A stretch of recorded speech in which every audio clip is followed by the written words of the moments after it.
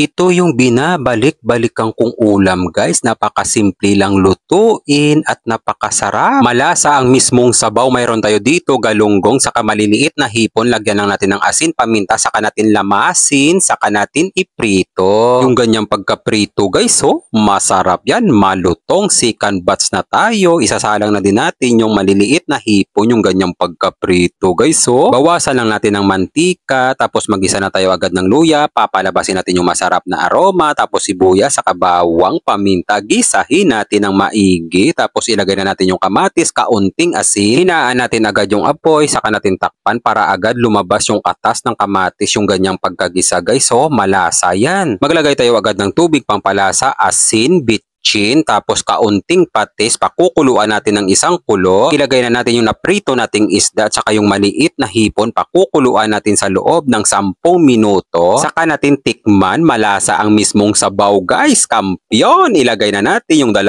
pirasong itlog, isabay na natin dito yung repolyo saka malunggay, pakukuluan lang natin ng mga ilang minuto, luto na ang sarsyadong isda na may kaunting hipon. Napakasarap naman talaga. Kung mapadaan man sa'yo to, wala ng plano-plano, magluto ka na rin ito.